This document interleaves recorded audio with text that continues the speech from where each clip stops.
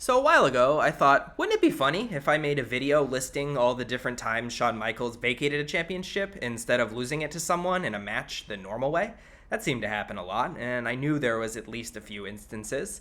So I began my research, and the next thing I know, it's like a month later, and I've gone through the entire first half of his career.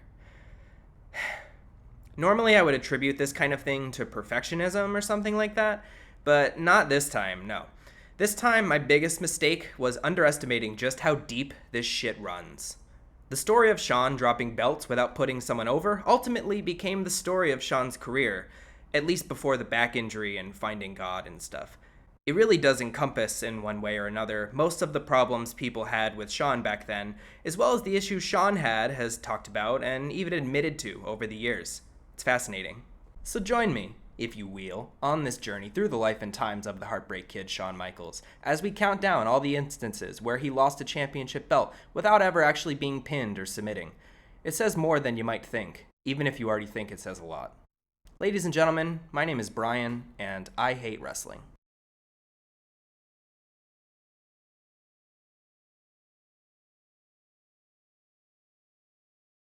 It's early 1985, and after jobbing and learning the ropes in Mid-South and World Class for several months, our titular hero is in the Kansas City territory, NWA Central States, one of the original NWA territories, going back to Pinky George and Orville Brown in the 40s.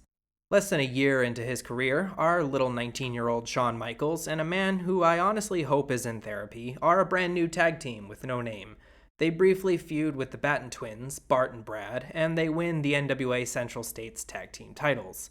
This is Shawn Michaels' first ever taste at championship gold, and it lasts for all of 7 days.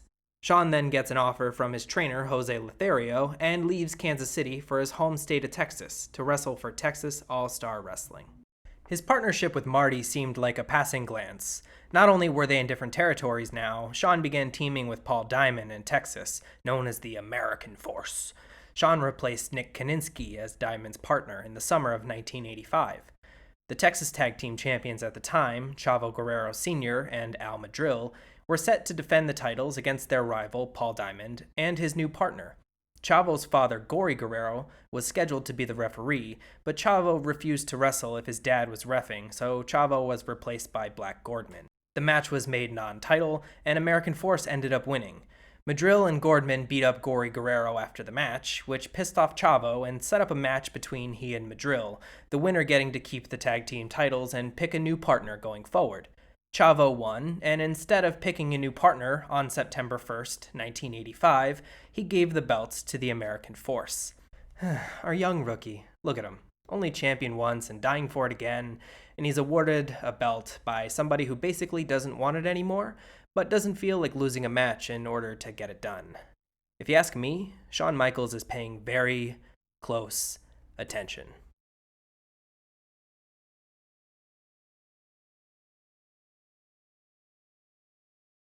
While Shawn was in Texas, Marty Jannetty remained in Central States and did pretty well for himself, teaming with Tommy Rogers and Bulldog Bob Brown, and wrestling guys like Ric Flair, the Midnight Express, and Gypsy Joe and Mr. Pogo. Yeah, that Mr. Pogo. August 15th, 1985. During a match with the Batten twins, Bulldog Brown turns on Marty, splitting up the team and vacating their tag titles. Fucking how about that? Marty then disappears until September 25th, when he defeats Mr. Pogo to win the NWA Central States Heavyweight Championship, his first of 2 reigns, believe it or not. Where was he during those 2 months he was gone, you ask? Why, doing what any young wrestler with potential would do at that time, an excursion with All Japan, where he wrestled guys like Tiger Mask 2, Giant Baba, The Funks, Jumbo Saruta. What the fuck, right? This kid is going places. Jannetty then signed to Vern Gagne's American Wrestling Association at the end of 1985 because Vern needed talent. Badly. For a few months, he did very well as a singles competitor, and in February of '86, Vern brought in a new partner for Marty. It's this guy again. The AWA by this time was, let's say, dry.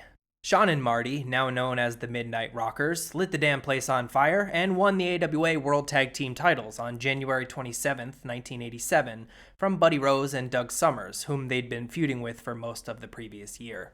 Their run was hot, but cut short. They'd lose the belts the right way to Boris Zukov and Soldad Ustinov on May 25th, 1987. Because just like everyone else in the AWA with potential, these two exciting young whippersnappers were on their way to the WWF for 2 weeks. Already coming in with a reputation for being party animals, Jimmy Jack Funk was basically like, I don't fucking like you, and they got fired for an incident at a bar, or a misunderstanding, depending on who you ask. Going back to the AWA so soon would have been awkward as hell, so Vern's trusted partner Jerry Jarrett down in Memphis was like, heck, I'll do something with you. That's my Jerry Jarrett impression. I know it's not very good, I'm sorry. I'm still gonna do more though. The Rockers quickly won the AWA Southern Tag Team Championships from the Rock and Roll RPMs. Jarrett's CWA in Memphis had a working relationship with the AWA, and the AWA Southern Tag Team Championships had a lineage in Memphis going back to the 1940s. A lineage that someone was like, fuck it with, when the belts vanished in January of '88. Now, the AWA Southern Tag Team titles, despite the name, were Memphis titles. The AWA recognized them, but they never left the Memphis territory to my knowledge. When the Rockers went to the AWA to wrestle the original Midnight Express, managed by Paul E. Dangerously, as the Southern Tag Team Champions, they did not bring or mention the Southern belts whatsoever. Commentator Rod Trongard was basically like, they're former AWA World Tag Team Champions. What's that? Southern Tag Team Champions? What the fuck? On January 24th, 1988, the Midnight Rockers defeated the original Midnight Express with the old Vern Special, a screwy fuck finish. Referee Marty Miller gets bumped, Jannetty falls on top of Dennis Condrey, a new referee shows up out of nowhere and begins to count a pin, while the original referee starts counting simultaneously. The ref outside is 1 count ahead, gets 3, and declares the Rockers the new champions. But not actually, because the decision is reversed after everyone already thought the Rockers won, and they already got their big pop and everything. Then, some days later, the decision was reversed again, so the Rockers really did win the titles. I swear, Dusty Rhodes gets all the credit these days for messy finishes, but Vern Gagne was a fucking visionary. Unlike the AWA and the Southern Tag titles, the CWA were more than happy to bring the World Tag titles onto their TV. When the Midnight Rockers returned to Memphis with the World Tag titles, the Southern titles were relegated to, quote, holding up the pants of the Midnight Rockers, because that's about all they're worth. The next week on CWA TV, it was announced that the Southern Tag titles had been vacated due to an AWA rule against wrestlers holding more than one title at a time. I don't know why it took them weeks to remember this rule, but I'll shut up.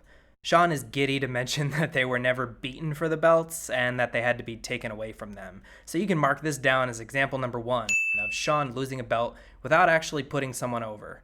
I'm sure this one wasn't his idea, but goddamn does he pick up that ball and run with it.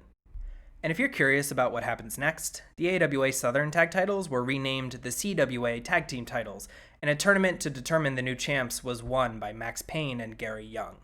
Shawn and Marty asked for guaranteed contracts and more money from the AWA, and Vern was like, oofda, I'm 2 years from going out of business, don't you know? The Rockers saw the writing on the wall, dropped the belts to Pat Tanaka and an old friend on March 19th, 1988, and swiftly left the dying promotion and its southern cousin for a second chance at greener pastures.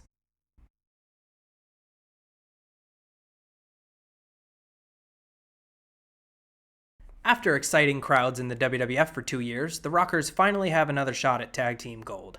It's October 30th, 1990. We're in the Allen County War Memorial Coliseum in Fort Wayne, Indiana, taping a bunch of stuff, namely the Main Event 4. And if that sounds like Saturday night's Main Event to you, yes, that shit is on purpose. It's the same thing, except it airs on Friday, and they only did 5 of them.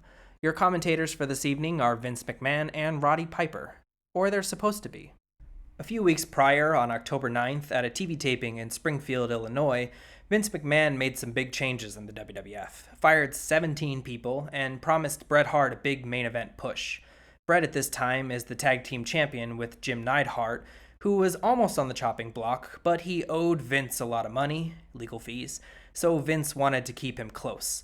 The plan was to take the belts off the Hart Foundation and put them on the Rockers. Bret would shoot to single stardom, and Neidhart would, do commentary or something. Jump back to the taping on October 30th, and we got ourselves a big 2 out of 3 falls match, all worked out and ready to go.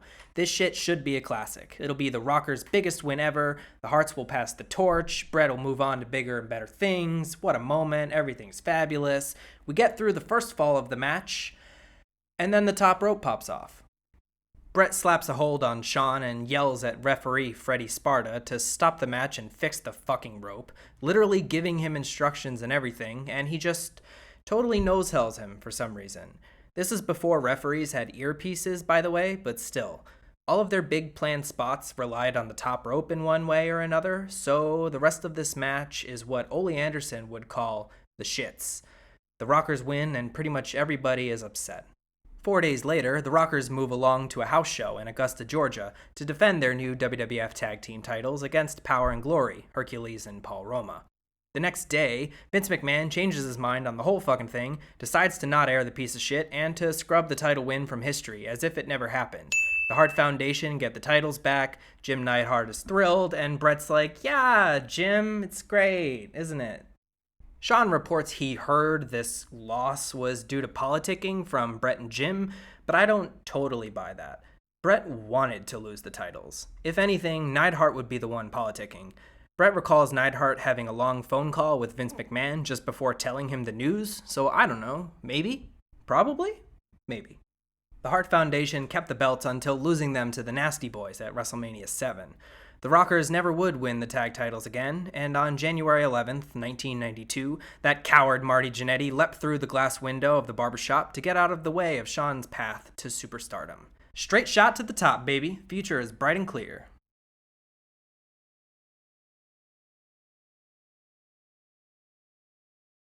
Like most plans in wrestling, they change.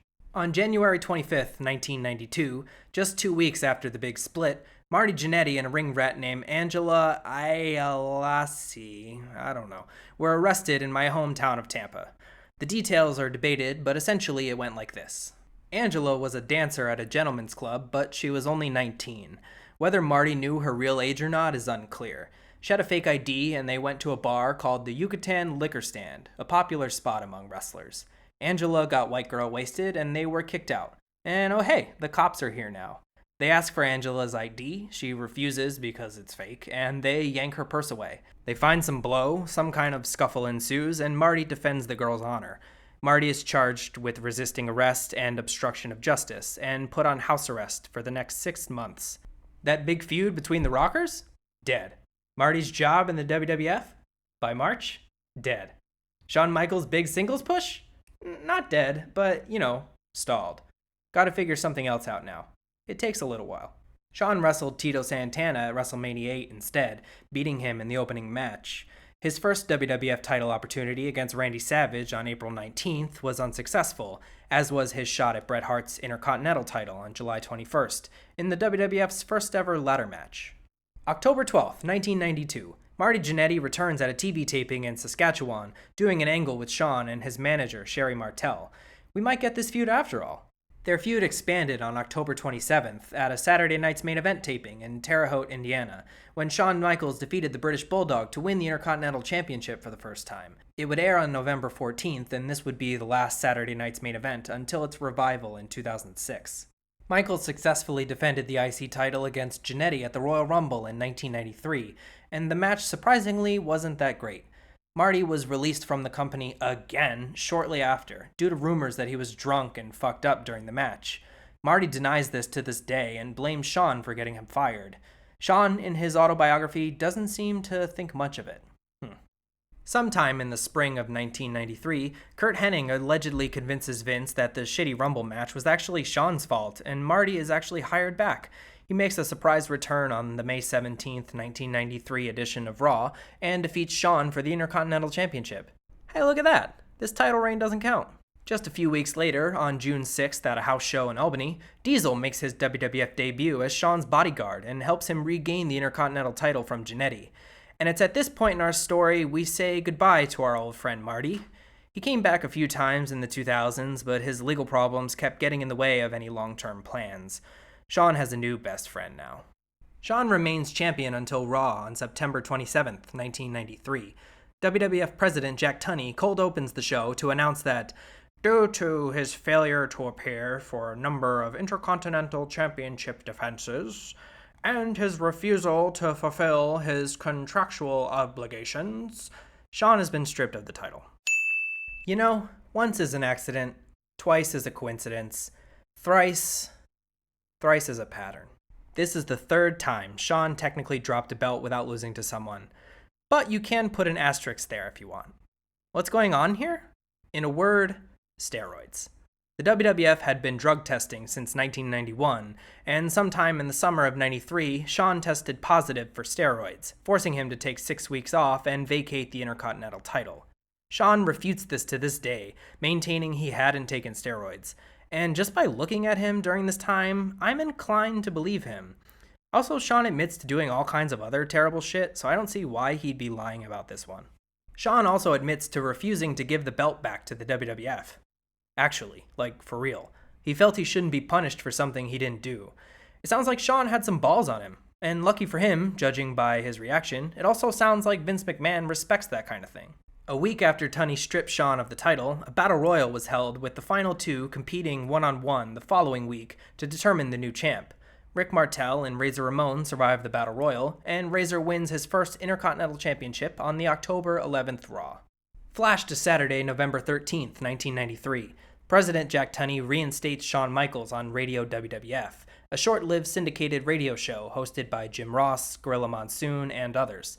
They hype up Shawn on Raw, and by they, I mostly mean Bobby Heenan, and Shawn returns to TV with his Intercontinental belt at the Survivor Series Showdown on November 21st. He returns to the ring 3 days later at the Survivor Series, replacing Jerry Lawler in a match against the Hart family because Lawler had legal problems.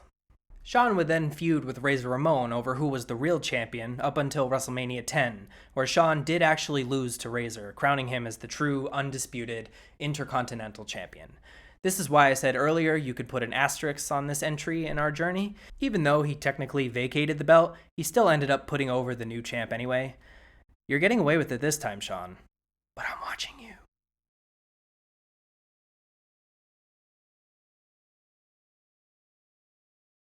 WrestleMania 10 was a star-making performance, even though he lost. Shawn was acutely aware that the way he carried himself after losing was incredibly important in keeping his star power momentum going, so he invented the Heartbreak Hotel, his very own interview segment. He debuted it the day after WrestleMania 10 at a Raw taping, which aired 2 weeks later on April 4th. This was also a not-so-secret ploy for Shawn to wrestle less while still getting to put himself over on TV all the time, a lesson he credits to Roddy Piper. And it worked! Shawn and Hannibal Buress host the show mostly on Superstars, while Shawn gets 4 months off from the ring. Diesel's working plenty though, and on the April 30th Superstars, he defeats Razor Ramon to win the Intercontinental title. Shawn returns to action on the August 1st Raw, getting his win back from Razor Ramon. Around this time, Shawn decided it would be cool if he and Diesel were tag team champions, and Vince agreed. August 28th, 1994, at a house show in Indianapolis, the two dudes with attitudes defeated the Head Shrinkers to win the WWF Tag Team titles. Oh, did I mention this was the day before SummerSlam, where the Head Shrinkers were set to defend the titles against IRS and Bam Bam Bigelow, and now that's a non-title match? And the Head Shrinkers got cool new headgear and everything. Samu would leave the WWF about a month later, by the way. Did they have, like, a feud planned or a reason for this sudden house show title switch the day before SummerSlam? No. At least Diesel lost the Intercontinental title at SummerSlam, though, to his friend Razor Ramon, but that's not the point. About a month into their tag title reign, they learned that Diesel was slated to be the next WWF champion. On September 28th, at the second ever WWF Action Zone taping, the Kliq is flexing in White Plains, New York. Shawn accidentally superkicks Diesel to begin teasing a breakup, and the footage airs a month later on October 30th. A few weeks later at Survivor Series, we got ourselves an old-fashioned 5-on-5 elimination match. It's the Teamsters, Diesel and Shawn, Owen Hart, Jim Neidhart, and Jeff Jarrett, against the bad guys, Razor Ramon, the 1-2-3 Kid, British Bulldog, Fatu, and the Barbarian, Siani, who replaced Samu. Diesel eliminates everyone except for Razor. Shawn annoys Diesel the whole match and accidentally superkicks him again. Diesel's reaction cements his face turn as he chases Shawn down the aisle, to the back, and literally out of the building. Owen, Neidhart, and Jarrett follow them like, hey, what the fuck? Get back here. We're gonna lose. And they all get counted out at once, and Razor Ramon wins. Wah, wah. Todd Pettengill, cosplaying Jim Ross, catches up with Chicken Shit on the way out, and Shawn throws his tag title belt on the ground, declaring that the team is over. There it is. That's 4. Babyface Diesel didn't seem to mind, though, because he would win the WWF title literally 3 days later, defeating Bob Backlund in 8 seconds at a house show in Madison Square Garden. So here we are, belt vacating incident numero 4, and by this point, Shawn and the Kliq are starting to get some real heat in the WWF locker room. Shawn claims they just did what Vince decided, and vacating the belts like this was just a matter of keeping Diesel looking strong on his way to the WWF title. I suppose you could argue that the Kliq were just a group of friends coming up with ideas for themselves, trying to stay at the top of the card, just like anyone else in their position would do, and you can't blame them for Vince going along with it. Or, you can blame them. Do whatever you want.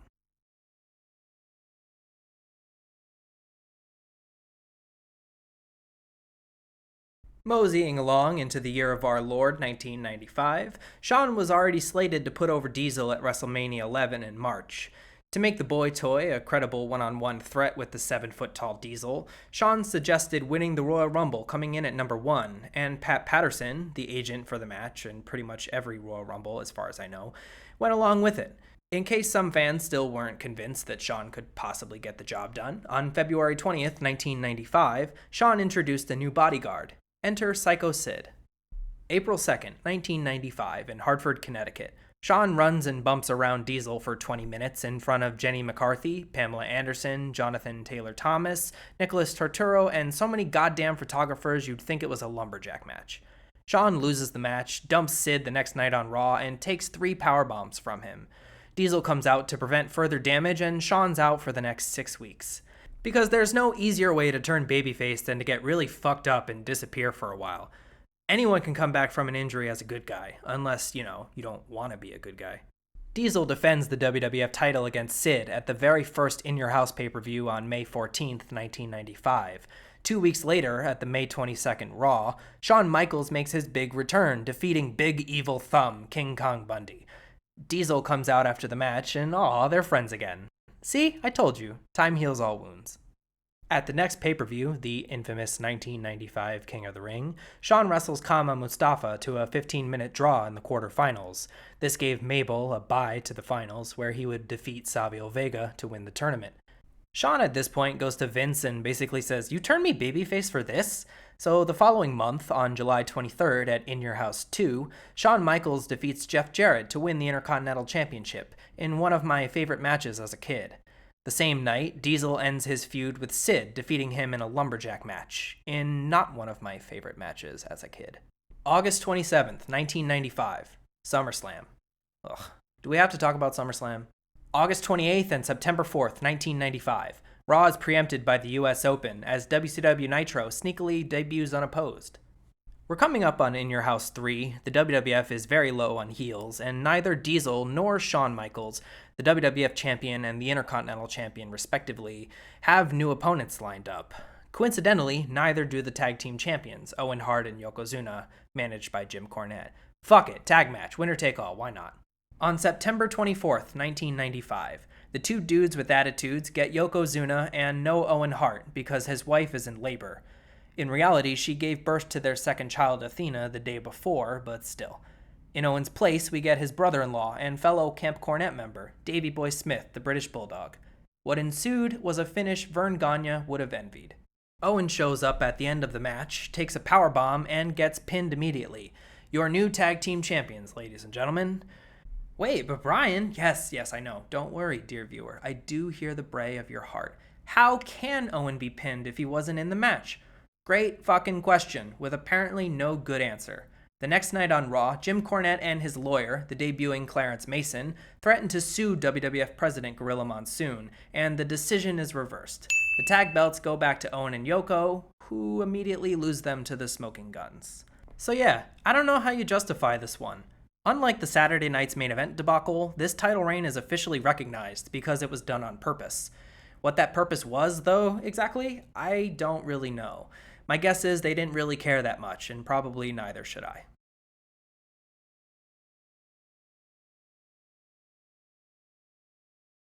Ladies and gentlemen, things from this point on are going to get more and more ambiguous. About 2 weeks after In Your House 3, the WWF roster was split between a typical Northeastern house show loop and the WWF Full Metal Tour in Europe. October 13th, 1995. Shawn Michaels, the 1-2-3 Kid, and the British Bulldog, Shawn's opponent that night, are driving from Binghamton, New York, up to the next town, Syracuse.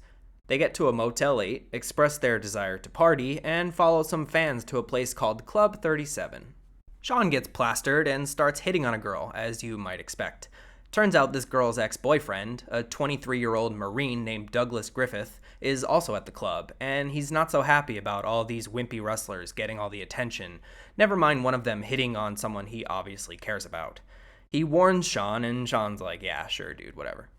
Griffith waits for Shawn in the parking lot, some words are said, and our wrestler friends are in the car about to leave when Shawn just can't control himself, rolls down the window, and starts talking shit again. The Marine pulls a semi-conscious Shawn out through the window and just begins beating the fuck out of him.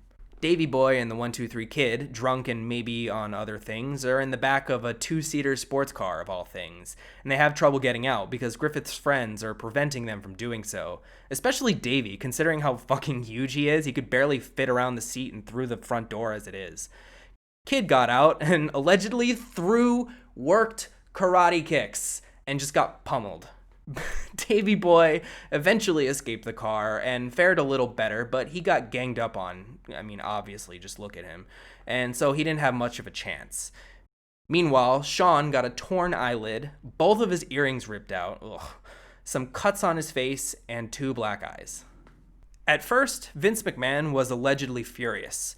Shawn just kept getting into more and more shit with more and more people, and he had broken kayfabe by going out drinking with his opponent that night, something that still mattered in the 90s, kinda. Even beyond that, a big tough champion wrestler losing a bar fight? Really? Back in the day, you'd literally be fired for that shit, for embarrassing not only yourself, but embarrassing everyone you've ever wrestled and anyone you've ever beaten, and by extension, the entire institution of professional wrestling. Lucky for Shawn, though, Vince McMahon isn't old school in that way. In fact, the opposite in this case. They decided to turn a negative into a positive and ran with it on television, embellishing the story, just a tad, to make Shawn the sympathetic babyface of the situation. 3 days after the incident on the October 16th, 1995 Raw, during a Dean Douglas match, Vince McMahon on commentary announces that Shawn was attacked in a nightclub parking lot in Syracuse, quote, unprovoked by some 10 thugs, if you would. Jerry Lawler is like, apparently he ran his mouth too much, right? And Vince insists that's not what happened. Did I mention Dean Douglas? At least once, right? Well, that's more than Vince and Lawler talked about him during this match. Dean Douglas, or you may know him as the franchise Shane Douglas of ECW fame, is the number 1 contender for Shawn's Intercontinental title. Dean had only been in the WWF since July, and only did vignettes up until his in-ring debut, against the 1-2-3 Kid on the September 9th Superstars. Sean Waltman, aka the 1-2-3 Kid, X-Pac, or if you're annoying, X-Pac, was basically the yardstick for the WWF style in the 90s. New signees would pretty much always wrestle Waltman in the beginning to see how they could hang, or how far they would go. In other words, if you can't have a decent match with X-Pac, who the hell can you have a decent match with? Dean Douglas, in my highly scientific opinion, did stink up the place with Waltman that night. That said, it takes 2 to tango, and it's my opinion that it wasn't because Dean Douglas sucks, as Shawn Michaels might have liked you to believe.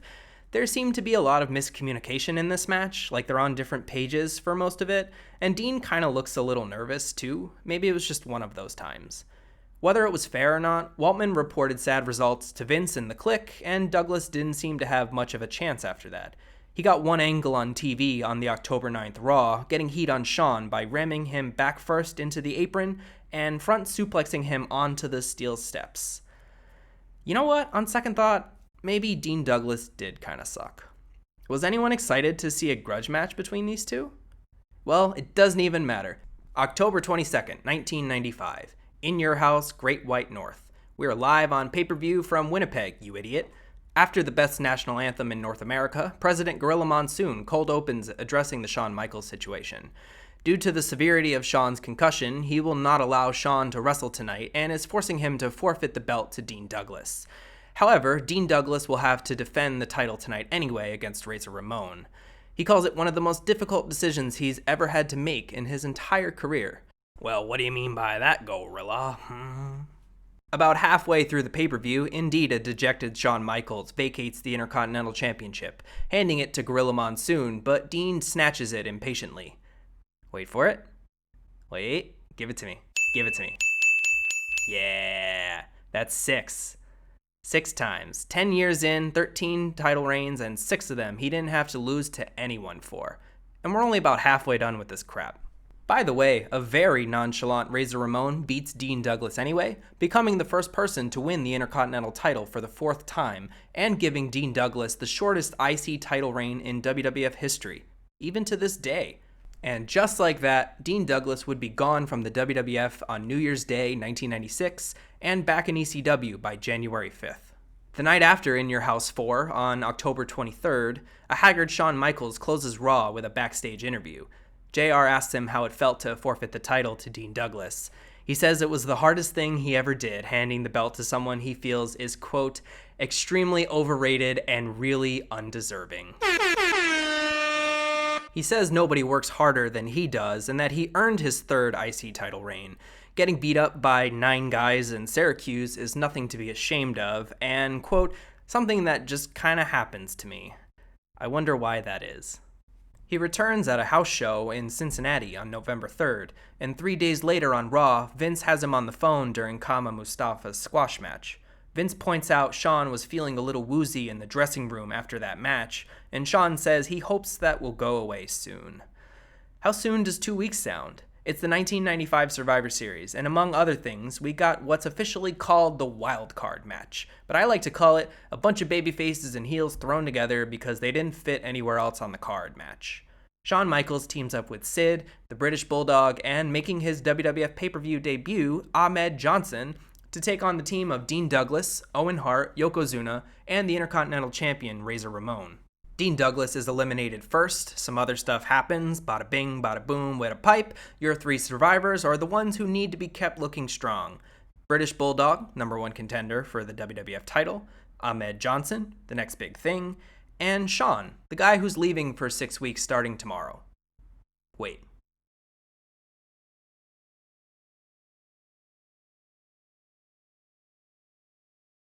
We're about to get into that good. Ladies and gentlemen, please welcome back to the story, Bret Hart. By the fall of 1995, Vince McMahon finally realizes Diesel isn't working out as champ and decides to put the title back on Bret Hart at Survivor Series. By the next pay-per-view, In Your House 5, please don't make me say the name because it makes me cringe, Bret Hart has a banger with British Bulldog, rivaling,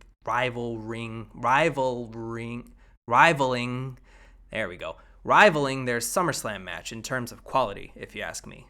Bret is a man who takes great pride in his work, and you can tell he was feeling underappreciated at this time, in storyline and in real life. His great matches didn't seem to amount to much, and by the time we enter 1996, just like last year, Vince McMahon already knows who's winning the Rumble and what's happening at WrestleMania. I bet you can guess too. But Shawn has post-concussion syndrome and can't wrestle, I can hear this woman who probably doesn't sound like that saying in 1995. We'll get with the times, lady, because now it's January 8th, 1996. Shawn Michaels does a press conference in Fresno, California, says his doctors told him to retire, but he's entering the Royal Rumble anyway, because the first time he came back too soon, he hadn't learned his lesson. It's crazy how this kind of shit would not fly today. But in 96? Fuck it, go for it, Shawn. Hell, maybe we'll even reward your self-destructive behavior. Shit, this is the 90s. We might even glorify it. Guess who wins the Rumble? Also on this night is the first of 3 pay-per-view singles matches between Bret Hart and the Phantom of the Opera. I have no idea what happens in the other 2. Around this time, Bret and Shawn were, believe it or not, on decent terms. Not close friends or anything, but Shawn hadn't fucked with Bret like he had with, some other people by this time. Bret did find it odd, though, when Shawn and Pat Patterson had already decided their WrestleMania encounter would be an hour-long marathon with overtime, with Bret putting over Shawn clean. To Shawn's surprise, Bret was actually fine with that, though. He was planning on taking 6 months off to shoot a TV show called Lonesome Dove, so he was like, alright, yeah, fine, whatever. The day of WrestleMania 12, Shawn and Bret sat down over lunch and pieced together their soon-to-be legendary Iron Man match. Bret told Shawn he expected a rematch when he returned in 6 months or so, and allegedly Shawn said no problem. They even worked out the finish of the Iron Man match so that Bret walks away without shaking Shawn's hand, leaving their on-screen heat open-ended. The challenger gets a damn zip line, while the champion gets some pew-pew-pew pyro and a new jacket. Shawn wins, his boyhood dream is realized, and the torch is passed. Or is it? Shawn tells referee Earl Hebner to tell Bret to, quote, get the fuck out of the ring, because this is his moment. And with that in mind, we can zoom through 1996. Feud here, ba-da-ba, feud there, ba-da-ba. Supposed to work a big program with Vader from summer until the Royal Rumble. Nope, Vader's too stiff and he kinda stinks like cheese. Cut that off at SummerSlam. What do we do now? Put him with Mankind while we figure something else out long term. It would be nice to see Mankind wrestle someone besides The Undertaker anyway. Meanwhile, during his time off, Bret Hart worked out a fancy-schmancy new contract to keep him from going to WCW. $1.5 million a year for 3 years as a wrestler, $500,000 a year for 7 years as an advisor, and then $250,000 a year for the next 10 as some kind of primitive Legends contract. Shawn Michaels, who was making $750,000 a year in 1996 and was told nobody besides The Undertaker would make more, was furious. Bret Hart would return to TV on the October 21st, 1996 Raw to begin a program with Stone Cold Steve Austin, someone he actually wanted to work with. The longer-term plan at the time of Bret's return was his redemption arc. Shawn was to return the favor from WrestleMania 12 and lose the belt back to Bret at WrestleMania 13, like they agreed. At the time of Bret's return, Shawn Michaels would feud with Sid, lose the WWF title to him at Survivor Series, and then regain it in his hometown at the '97 Royal Rumble. In between those shows, on December 15th, 1996, Sid would defend the title against Bret Hart at In Your House 12. It's time. Shawn Michaels inserts himself on commentary, gets involved in the finish, and Sid retains. They exchange some blows, and Shawn cuts most of a promo into a dead mic. At the Royal Rumble, Bret technically wins the Rumble match, but the referees miss Stone Cold's elimination, and he sneaks back in, eliminating Bret and stealing the match. The next night on Raw, Bret Hart storms out at the beginning of the show and cuts a scathing promo, saying he's been screwed by Shawn Michaels, Stone Cold, the World Wrestling Federation, and even Vince McMahon. He says because it doesn't look like he's getting an opportunity at the belt, he quits. Lots of mixed emotions going on in this building, and in my little heart too. Later that night, President Gorilla Monsoon comes out and proposes a compromise to the shitty finish at the Rumble. A Final Four match at the next In Your House between Austin and the last 3 people he illegally eliminated. The Undertaker, Vader, and if he accepts, Bret Hart. Apparently Bret was just chillin' watching the show in the audience because he just immediately comes right in through the crowd and accepts. Damn it, toying with my emotions. Like Shawn was toying with Bret's in real life. Bret in his book recalls Shawn fucking with him a lot around this time. For example, Shawn told Stone Cold that Bret said he would never put over Steve, which is something Bret never said. He also hounded him for tardiness that wasn't Bret's fault, and he even told Vince that Bret was being lackadaisical in the ring. You know, high school shit. By this time, it's early February 1997, a little less than 2 months out from WrestleMania 13, and Bret Hart is about to encounter a lesson Shawn learned back in 1992. Plans change. Raw is bumped to Thursday the 13th because fancy dogs are more important than wrestlers, and sometime during that week, Bret Hart has a real-life meeting with Vince McMahon, where Vince gives him the plan for Thursday going forward. Bret will screw Shawn, so Sid wins the WWF title. Then at In Your House, Shawn will screw Bret out of winning the Final Four match, and The Undertaker will go on to wrestle Sid for the belt at WrestleMania. Meanwhile, Bret will work Shawn in a hair versus hair ladder match. I'm gonna give a second to let that settle in. Okay, what the fuck? Vince allegedly said the new plan was because the original was too predictable. Bret says it was because Shawn wouldn't lose the belt to him, and Shawn says he was just doing whatever Vince decided, but conveniently only after rambling about how Bret was a dick who made double the money he did. I'm sure keeping Shawn happy and preventing him from going to WCW, where he'd make more money, work less, and be with his friends again, had nothing to do with Vince's decisions around this time, by the way. February 13th, 1997. Thursday Raw, Thursday Live, Thursday Raw on a Thursday. Live, I think. From the little old Lowell Memorial Auditorium in Lowell, Massachusetts. Time for Shawn to drop the belt to Sid and kick our WrestleMania 13 plans into high gear. Are you ready? Ready? Set. Wait, everyone stop. I lost my smile. I'm sorry. I just need to find my smile. Shawn cuts a sad promo about a knee injury nobody knew about until just now, being forced to leave, and oh my god, I can't believe it, we're already at lucky number 7. Ladies and gentlemen of the internet, Shawn Michaels has surrendered the WWF Championship to President Gorilla Monsoon. Not only that, he's not working with Bret at Mania either anymore. He's just going home for a while to rehab and chill. Or did he rehab? Was the knee injury real? Well, like much of this story, it depends on who you ask and who you believe. I've consulted multiple sources, and this is my best hypothesis.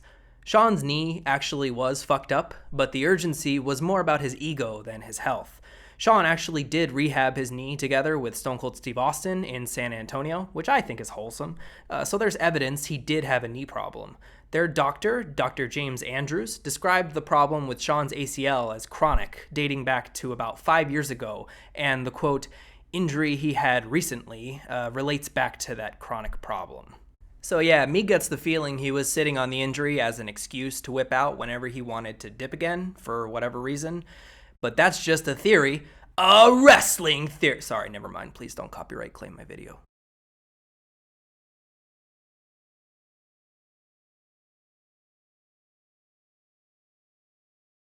I'm just a sexy boy. Hey, who left this smile laying around? Shawn! March 17th, 1997. Shawn Michaels returns to TV 6 days before WrestleMania 13 and cuts a promo saying he found his smile at home, where he left it. Great. He announces his intentions to return to the ring in a couple of months and invites himself to commentate over the WWF title match at WrestleMania. What, you thought Shawn wasn't going to be in the main event at WrestleMania? Nah. Just before said main event gets underway, Bret Hart interrupts to cut a scathing promo on everyone breathing, which is kind of a common theme for the next several weeks. Okay, look. The story of this next title reign, and the reason Shawn drops it and leaves again, is probably the densest and most convoluted wrestling story I've ever tried to actually analyze. And the sad part is, it's not actually that complicated. On its surface, I could probably explain it to you in a couple of sentences, and I really wish I could just do that and move the fuck on with my life. But the fact is, there are many problems with telling this story. For one, there's no good beginning, middle, or end. And none of it is even that satisfying. It begins as a continuation of other long-standing problems between Bret and Austin and Bret and Shawn. Every week is just segment after segment of the same people over and over, constantly talking shit, constantly attacking each other, constantly adding more and more to the pile.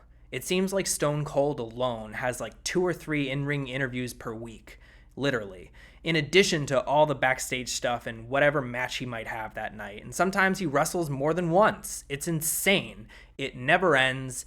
It's driving me fucking crazy. Just stop it. We could go week by week, and I could explain every little thing that happened, along with backstage details about Bret and Shawn and Vince and their real-life relationships and all that good stuff. But I'm fucking tired, and I'm pretty sure you don't want to sit here for another 2 hours for this one section of this video either. So instead, I'm going to do my best to give you the gist of it, and we're going to move on with our lives. Here's all that really happens, on TV at least. Bret creates a new and improved Hart Foundation consisting of him, Owen Hart, the British Bulldog, Jim Neidhart, and Brian Pillman. They're all anti-America heels. Bret is still feuding with Stone Cold after all this time, and they jump him, like I said, bucking constantly. At first, the Legion of Doom saves him because they were about to wrestle Owen and Bulldog for the tag titles, and the other time, Shawn Michaels ends up saving him. Stone Cold saves Shawn Michaels one time from the Harts too. They both say they weren't trying to help the other, but rather they were trying to hurt the Harts. They bicker like an old married couple, and the Hart Foundation just loves it. Unsolicited, they offer Austin and Shawn a tag title match, quote, if they can get their crap together. They accept, and the Hart Foundation's plan to humiliate them backfires as Austin and Shawn actually win the titles. At the June 8th King of the Ring, Stone Cold is scheduled to wrestle Brian Pillman, and Shawn is scheduled to wrestle Bret. The Raw before, on June 2nd, Bret pulls out of the match due to a knee injury and feeds an idea to Pillman. Pillman offers to step out of Austin's match at King of the Ring if Shawn will step in, so Austin and Shawn can work out their differences. They both accept and have an interesting match together. The next night on Raw, there's no Shawn Michaels or Bret Hart. The following Saturday on Shotgun Saturday Night, Jim Ross and Brian Pillman discuss on commentary a backstage fight between Shawn and Bret before Raw. Shawn has left the WWF, and you too can get the latest scoop on Option 3 on the Ross Report. Wait, what? Vince and JR clarify the situation 2 days later on the June 16th Raw. Shawn and Bret indeed got into an altercation. Shawn re-injured his leg and his neck and will be out 4 to 6 weeks. Where have I heard that before? Bret hurt his knee too, but he'll be back in a few days. Because Shawn's gone, there will be a tag team tournament to determine Austin's next opponents, and Austin will choose a new partner. They say they hope it'll be Shawn, but yeah, it's not. Yeah, there's number 8. That one snuck up on you, didn't it? But we're not done with this one yet. Not yet by a long shot. Rewind back to WrestleMania 13 or so. Bret and Shawn know they're working a storyline together at this time, building to a return match for Shawn at King of the Ring, and they're blurring the lines of reality and entertainment way more than the WWF ever had up to this point. In other words, Bret vs. Shawn on screen was based on their real-life problems, and for the first time in the WWF that I know of, it was pretty much impossible to separate real life from storyline, even for Bret and Shawn themselves. The two of them execute this idea on TV in intriguingly opposite ways. Bret mostly sticks with what's been presented on TV thus far, puts a new heelish anti-American twist on it, and works real life into it to enhance the story. Shawn, on the other hand, seems to just be taking this opportunity to vent as much real-life shit as possible, or as much as Vince will allow him. More evidence for why the Attitude Era began in March of 97, not 98, but that's another video. Anyway, the day after WrestleMania 13, Bret Hart cuts the promo of his life, laying out what I am calling Bret Hart's official list of grievances. After 13 minutes, Shawn Michaels comes out with quite a pointed retort. Bret doesn't appreciate it and slaps a figure 4 around the ring post on Shawn, fucking up his bad knee. Another week later, April 7th, 1997, Shawn Michaels comes out for a big in-ring interview with Vince McMahon, because Bret got a big long promo the other week and now Shawn wants one too. Shawn brings forth his own official list of grievances, with Bret Hart. Take a look at that. I don't know about you, but I feel like we've escalated a little bit. April 10th through the 13th, the coveted Kuwaiti Cup is decided for the second year in a row. Bret Hart's on the tour, and ain't that some shit? Bret Hart injures his knee. I'm sorry, I shouldn't laugh. It's just that everything is now fucked up. Bret needs time off for surgery and rehab, but he works the next pay-per-view anyway, In Your House Revenge of the Taker, because the hype for the show was dire. Bret was originally scheduled to face Psycho Sid, who's currently out injured with a knee injury. Jesus H. The day after In Your House Revenge of the Taker, before the April 21st Raw went on the air, Bret Hart and Shawn Michaels have a real-life heart-to-heart with one another. Shawn tells Bret he's offended by the comments Bret made about his knee, and Bret's like, wait, really? And they agree to work amicably and professionally together from here on out. May 12th, 1997. Bret Hart brings Shawn out to tell him to his face Bret Hart's official list of reasons why he can't stand Shawn Michaels. I told you it was dense, did I not? Yeah, well, there you go. Shawn Michaels doesn't say a word through all of it and simply superkicks him in the end. The thing about this was not what he said, that was fine. It was the fact that Bret missed his cue to end the promo. Raw went off the air in the middle of it, and the home audience missed out on Shawn's superkick. Bret said it was an accident, and the crowd was so loud he just didn't hear the cue to go home, but Shawn thought he did it on purpose, and Shawn doesn't just let shit like that go. May 19th, 1997. The Hart Foundation's in the ring and Bret cuts a promo that's supposed to build to his match with Shawn at King of the Ring. Shawn drunkenly turns up on the Titantron and not so subtly implies Bret is cheating on his wife with Sunny. Oh shit, dog. Okay, what the fuck is going on now? Where did this come from? In short, it looks like someone's projecting their insecurities. If you'd like to know more about the Shawn Michaels and Sunny love affair, I highly recommend Sunny's saucy autobiography, A Star Shattered, The Rise and Fall of Wrestling Diva Tammy Sunny Sitch. That's an entire research project on its own, let me tell you. But amongst this shit, barely a blip, but an important blip. Here's the skinny. Shawn had been dogging Sunny for a while now, and Bret and Sunny were much more in the friend zone. Bret and Sunny shared a locker room because Sunny was often the only girl and therefore had the entire women's locker room to herself, and Bret's more of an introverted, reserved kind of guy, so he would hang out there instead of sharing a single locker room with pretty much the entire roster. They wouldn't dress together, but they did hang out together behind a closed door. Shawn naturally saw this, and you can probably imagine how he took it. Throw that resentment into a glass, mix it with some anger over Bret purposely missing his cue last week. Now take that bottle of Dwar's and just fucking flip it upside down. There you go. I know, Shawn. I know. Shh. I know. Let it out. It's okay. Luckily for Shawn, at first Bret didn't seem to mind the sunny days comment, even if his family did. It wasn't until some days later when Bret's son Dallas, along with his friends, asked him if he and Sunny were doing stuff. That was the moment that Bret Hart decided he needed to keep it real. First thing Bret Hart did was tell Vince he was pulling out of the match with Shawn at King of the Ring. But that wasn't it, no. Shawn was going to get what was coming to him. They do the King of the Ring, and the next night on the June 9th Raw, Bret Hart and Shawn Michaels finally explode in each other's faces and scrap it out. Pat Patterson and Jerry Lawler frantically try to break it up, as the British Bulldog, Crush, and perhaps others look on, just kinda relishing Shawn getting his ass kicked. A lucky Jim Cornette leaves with a handful of Shawn's hair as a souvenir.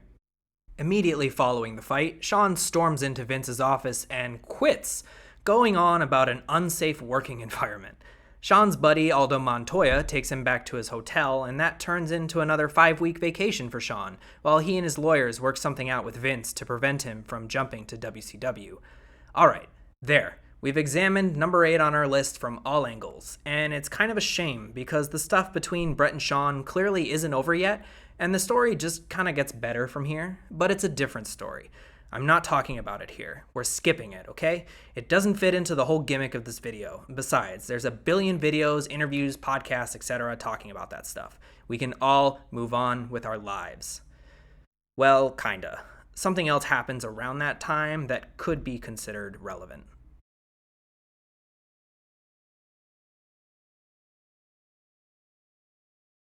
The European Championship, for the first year or so of its existence, was essentially a vanity championship, only slightly more legitimate than the $1 Million Championship, in my opinion. The European title was initially created for just the British Bulldog, who was a big deal in England and Europe. The British Bulldog defeated Owen Hart to win the European title in the finals of a tournament held in Germany, airing on the February 26, 1997 Raw. He defended the title sparingly and held it through the fall, when Shawn Michaels finally realized, hey, wait a minute, is that a title I've never won before? September 8th, 1997, the British Bulldog is coming to the ring for a triple threat match with the Patriot and Hunter Hearst Helmsley. Shawn, along with his new friend Triple H, ambush him from behind and brutally attack his braced up knee. As I wonder where the Hart Foundation is and why they're not helping him. There's no good answer, just don't ask questions. The next week on Raw, Shawn says he did it because he wants the European title, so that he can become the first man to hold all 4 belts in the WWF. The WWF title, the Intercontinental, the Tag Team, and now the European. If you thought I was just being harsh when I said Shawn just wanted to win the belt for the sake of winning it, no, that's literally the storyline, and the real reason. Bulldog is originally set to win the match, though. It's going to be at the WWF's first ever UK-only pay-per-view, one night only. Like I said before, Bulldog is a big deal in the UK, and although he's a heel in America, he and the other Hart Foundation members are actually babyfaces everywhere else in the world, especially Canada and the UK. In what seems like an attempt to recreate the magic from SummerSlam 92 and play up this feel-good babyface triumph, Davey Boy gets his own boyhood dream video promo and treatment in the build-up and on the pay-per-view itself. How special is this homecoming for you to be defending the title in your home country? JR asks him halfway through the pay-per-view. Well, his entire family's here, and they even talk about his sister who has cancer. Literally, she actually has cancer, and Davey Boy says he will win this match for her. She comes to the ring with him and everything. And then Shawn just fucking wins. They did all that stuff knowing that Shawn was going to win, but that was only decided very recently. Why? Essentially because Shawn decided he wanted to win, and Vince said okay. It's to get heat, they try to justify it. And okay, so when was the big rematch to blow off all this heat that they're getting? Well... Shawn defended the belt twice. kinda. Mostly he just held it sometimes. After Bret Hart finally exits the equation, Shawn is a double champion, holding the WWF title now too. Eventually, he apparently didn't feel like holding two belts anymore. So who's the lucky guy Shawn's gonna put over? Beating Shawn for a belt is a big deal, even if it's a secondary title with a short lineage. He is the world champion after all, and this could be a huge deal for the prestige of this belt. December 22nd, 1997. We're in Lowell, Massachusetts. Wait, I've been here before. Shawn Michaels and his buddy Triple H, along with Chyna, come out and give us a Christmas present. Commissioner Sergeant Slaughter, who's been fed up with the antics of D-Generation X for months, comes out and orders Shawn to defend his European title tonight against Triple H. They make us believe they're actually going to fight, and then they make a mockery out of the whole thing. People talk about the finger poke of doom in WCW being a big deal, and it was, but this was the finger poke of doom before the finger poke of doom. Shawn Michaels, the man who claims he doesn't lay down for anybody, literally lays down for Triple H and hands him the European Championship. So technically, yes, he put someone over in the record books. Triple H defeated Shawn Michaels to win the European Championship.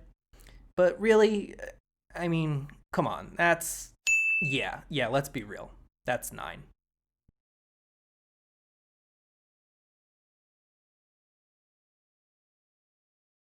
At this point, I'm sure there were a lot of people asking, who can stop Shawn Michaels?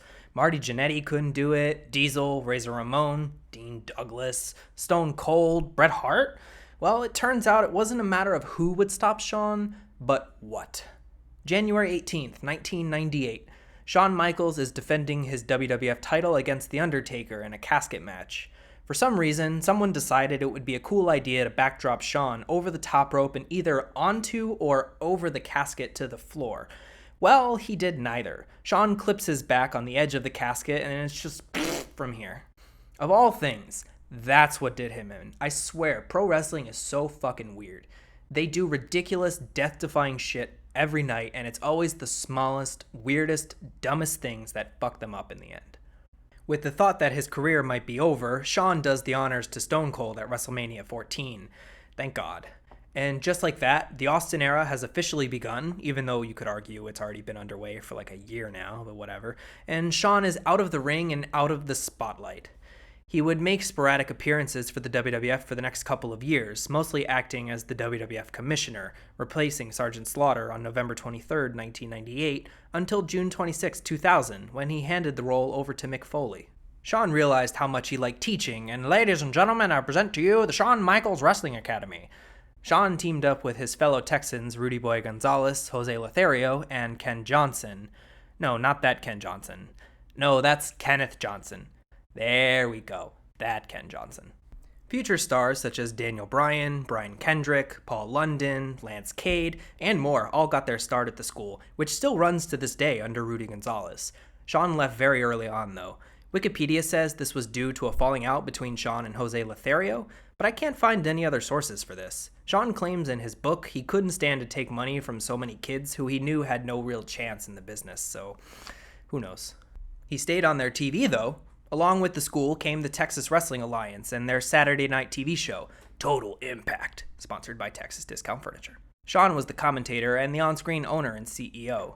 We've been in the WWF for so long, isn't this just a nice breath of fresh air? Let's get into some local San Antonio wrestling storylines, shall we? Alright, big old Tiger Steel versus Venom for the TWA Heavyweight Championship. If Venom wins the belt, he wins ownership and control of the TWA. Tiger Steel is defending Shawn Michaels, the current owner, while Venom is backed up by the Demons of Destiny. So Tiger Steel wins the match, but he turns on Shawn and gives the belt to Venom. And since the stipulation said he had to win the belt and not the match, voila, Venom is now the owner of TWA. Now, just who is this Venom fella, anyway? Paul Diamond? Yes, it was me, Paul Diamond. For years I've had to watch you, Shawn, become the biggest star in professional wrestling. All the while I've been plotting my revenge because you left me to rot in Texas back in 1986. I've been waiting for this moment for... Paul Diamond doesn't actually sound like that, by the way. March 21st, 2000, at an event dubbed The Incredible Showdown, another ghost of Shawn's past showed up, this time defending his honor for real. Just incredible. That's Aldo Montoya. Credible defeats Venom to win the TWA Heavyweight Championship, and then he cuts a promo saying due to his contractual obligations with the ECW Tag Team titles, he won't be able to defend the TWA Heavyweight title the way it deserves to be defended. So he's handing the belt over to his buddy Shawn Michaels instead.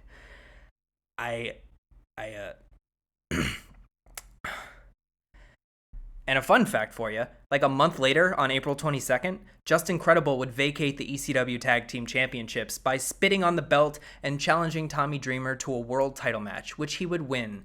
And the tradition continues. Back in San Antonio, right after Justin Credible gives Shawn the title, Venom's like, oh hell no. 15 years of anger and resentment, and he has had enough. Venom wants to fight Shawn for that title, and he'll put up his ownership of the company in order to do it. He wants to prove to himself that he can beat Shawn, plus it makes Shawn more willing to accept. Technically, Shawn didn't have to accept, nor was Venom putting his ownership on the line even necessary, because Venom runs the company and should be able to make whatever match he wants, but what the fuck do I know about wrestling in Texas? I'm a Florida man. April 4th, 2000. We're at the Far West Rodeo in San Antonio, Texas, at an event called 4-4 for History, which is ironic considering how rare this match is. Your sole commentator is Kevin Vargas. Normally Shawn would be color commentating with him, but this isn't PWG. Venom starts off getting heat on Shawn's back, as Kevin Vargas does a really great job putting it over. In fact, Kevin Vargas just does a really great job. There's all kinds of goodies in the ring to hide the fact that Shawn can't bump the way he used to. This is not the Shawn Michaels we're used to. This is more of a reserved, kind of sleepy, sort of a I don't really need to do this kind of side of Shawn. Thankfully, this is still Shawn Michaels we're talking about, so this match is way better than it has any right to be. Venom does most of the work, and he does a great job. Who knew Paul Diamond fucking had it in him? I didn't. But I do now. In a last-ditch effort towards the end of the match, Venom throws powder into Shawn's eyes and decides to handcuff him to the top rope. He wails on him with my least favorite weapon in the world, a kendo stick. Things are looking pretty bleak for our boy toy here, but wait, could it be? It is! Shooter Schultz! That's fucking right, kids. The Shooter Schultz is here to save the day, but he's challenged immediately by a new foe, the table. Shooter then frees Shawn from the handcuffs. How he got the key, I don't know, it's not important. Shawn's like, fuck this table, before hitting the super kick and defeating his age-old nemesis once and for all. Shawn wins back control of the company and retains the TWA Heavyweight Championship. And I bet you can tell where this is going now. This match aired on April 15th, and 3 days later, on the 18th, Shawn would relinquish the TWA Heavyweight Championship over to a man who helped him defend it, Shooter Schultz. Folks, we're in double digits now, and in a weird romantic kind of way, we've really come full circle. Remember back like 4 hours ago when Chavo Sr. gave Shawn the Texas Tag Team title? Did I mention Chavo was booking the territory at that time? And did I mention Shawn's booking TWA at this time? And look, I'm happy for Shooter Schultz. He had potential, and I'm sure he's a nice dude. I do wonder if he truly understood what he was getting himself into, or the deeply ingrained tradition that he was now a part of. Maybe someday you'll see a every time Shooter Schultz dropped a belt without putting someone over video. Or maybe not, because the farthest he ever got was wrestling Brock Lesnar and Shelton Benjamin in a dark match once. Moving on. I haven't talked about this yet out of respect for Shawn, because his story seemed like it could have been told without exploiting this for jokes and whatnot, but at this point it becomes central, so we gotta talk about a touchy subject. Shawn Michaels, for the majority of his career up to this point in our story, had a prescription pill addiction. Shawn tried to justify his addiction with wrestling, thinking if he could perform at such a high level, then his problem must not be that bad, like he was one of the good, functioning drug addicts. For a long time, Shawn failed to see how his self-destructive behavior was affecting not only his coworkers, but his friends and his loved ones. And that's something I think we can all relate to a little bit and learn from. Your shit has a blast radius. It's not just you that's hurting. People who cared about Shawn, such as Kevin Nash, Triple H, and Vince McMahon, among many others, were concerned. His wife Rebecca was also concerned, and the way Shawn tells it, it seemed she was very patient with him. It wasn't until Shawn's 2-year-old son became cognizant of his issues that things really started to turn around. Shawn recalls his son Cameron crawling on top of him one day while he was drugged out in a haze, and the little kid says, "Daddy's tired." I think that's some of the saddest shit I've ever heard. Through his wife Rebecca, Shawn grew deeply spiritual, became a born-again Christian, and managed to not only kick his pill habit, but from the sounds of it, really became a new man. He's arrived, folks, the man most of you probably remember more fondly, the new and improved Shawn Michaels, full of piss and vinegar and Jesus. The differences between Shawn then and Shawn now are kinda staggering and almost across the board. While many people still seem to dislike him to this day, it mostly seems like people who weren't very close to Shawn to begin with and have likely not gotten to know him after kicking drugs and finding God. The ones who were close to him seem to positively reflect the changes he's made. And in the real world, that would be good enough to convince me he's a changed man. But this is the wrestling world, damn it, and I'm gonna need to see some change in the ring if I'm really to believe that you're a new person. Let's put Shawn Michaels to the ultimate test and put him back on live TV. June 3rd, 2002. Shawn makes his big return to Raw in Dallas, Texas. He joins his old buddies Kevin Nash and X-Pac, becoming a member of the NWO, the version I thought we all agreed upon as wrestling fans to never speak of again, so sorry for bringing it up. And then, he's mostly out of the way, allowing most of the focus to be placed on Booker T and Big Show, and to a lesser extent X-Pac. So far so good, Shawn. Okay. A few weeks later, at the 2002 King of the Ring, Triple H is set to battle The Undertaker for the Undisputed Championship. Just before the match, Triple H bumps into who else but his old Kliq. Nash tells him just throw up the 2 Sweet and they'll be out there for him. Fucking swerve, bro! The Rock returns from Hollywood and gets involved instead, and The Undertaker wins after shenanigans. Triple H doesn't ask for any help, and you can argue he probably could have used it. 8 days later, on the 475th edition of Raw, Shawn Michaels teases a new member of the NWO for like 5 minutes, and then just says he's talking about Triple H. He tells him he has until the next pay-per-view, Vengeance, in 2 weeks. Well, no, he threatens him. The next week, July 8th, 2002, Big Sexy, who I assume is close in rank but still beneath Grand Master Sexay, is ready to come back after a bicep tear he suffered back in March. Or is he? He really wasn't. He hadn't wrestled in 3 months, he wasn't warmed up by any stretch of the imagination, and he didn't expect to wrestle until the day of. He had someone literally fly his gear from his home to the arena on the soonest flight possible, the day of. He didn't get his knee brace, though. That night's work consisted of an in-ring promo and a 10-man tag team match. Kevin Nash, Big Show, X-Pac, and fellow heels Eddie Guerrero and Chris Benoit versus a ragtag band of misfit babyfaces. After about 10 minutes of action, Kevin Nash is finally tagged in, hits Booker T with a big boot, runs into the babyface corner, and tears his quad. Poor fucking guy. This is why it's important to warm up before overexerting yourself. Shawn Michaels cuts a short and sweet promo addressing Triple H after the match, but it seems like he might be preoccupied. And just like that, Shawn Michaels' new role as a heel manager was put into question.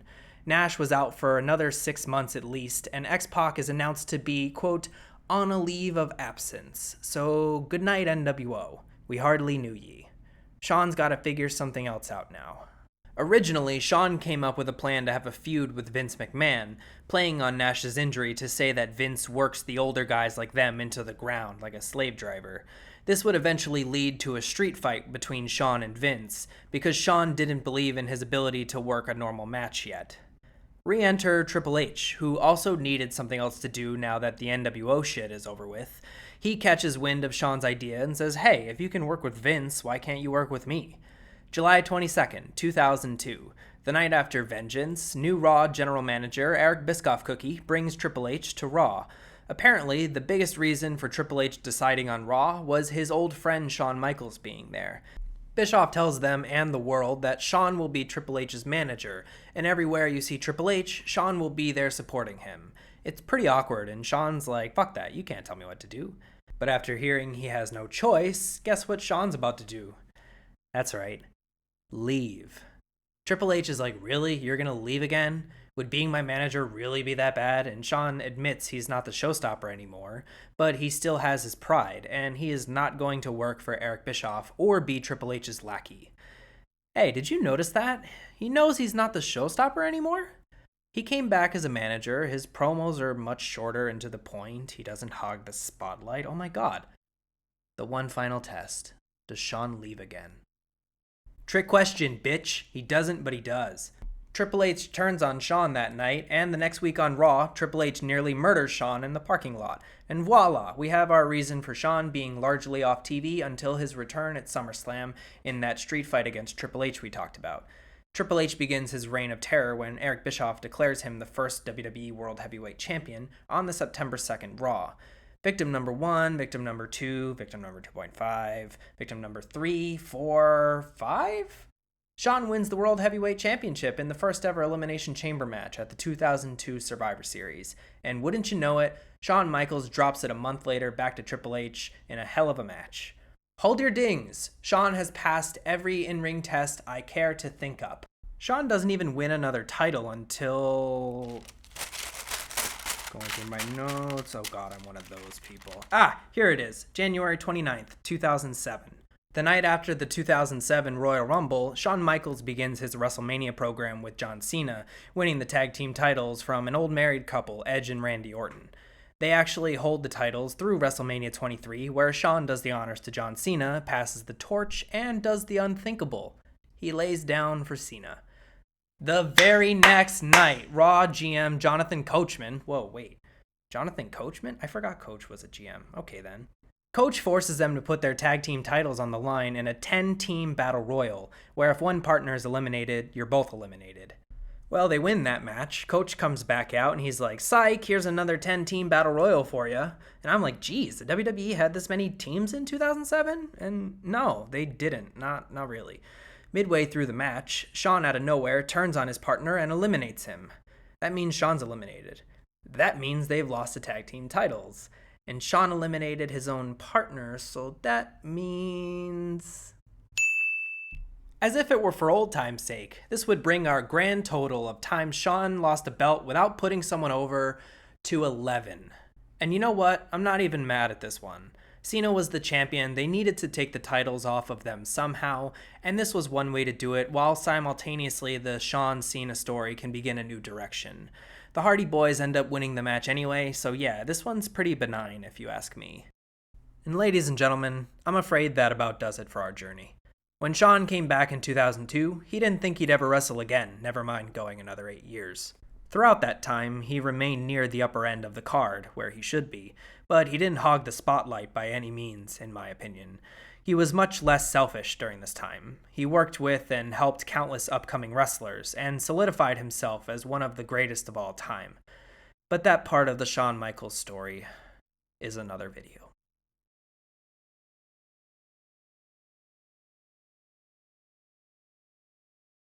William fucking Shatner. He did this. He's the reason I have to do an epilogue. It's the road to Shawn's retirement match at WrestleMania 26. D-Generation Old are the unified tag team champions. February 1st, 2010, Raw's in the middle of doing the guest host gimmick, and this week it's Shatner's turn. The A-list team of Show Miz is waiting for Shatner in the back to ask him for a tag title match, and the Straight Edge Society walks in for the same reason. Luckily for them, the match negotiator has arrived for some hit-or-miss comedy. He makes a triple threat tag team match for the titles for next week. And the next week, as Shawn walked into what would be his final title defense, in front of God and Jared the pedophile and everyone else in between, a preoccupied Shawn Michaels gets rolled up by The Miz.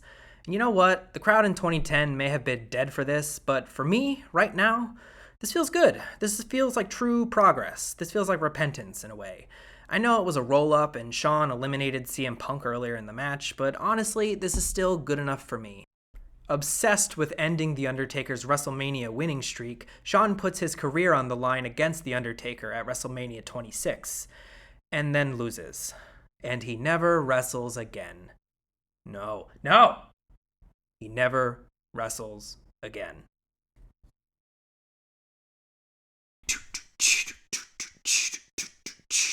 I think I'm cute. I know I'm sexy. I got the looks that drive the girls wild. Got the moves that really move them. I send chills up and down their spine. I'm just a sexy boy. Sexy boy. I'm not your boy toy. Boy toy. I'm just a sexy boy. Sexy boy. I'm not your boy toy. Boy toy. Do do do do do. Think I'm do. Forgot the word. Do do do do. The knees get weak whenever I'm around. It's you want. They give me talk.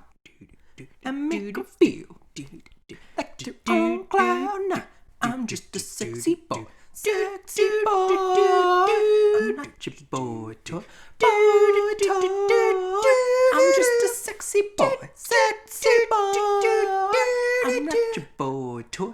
Boy toy. Yeah. Give it to me. Fuck yeah.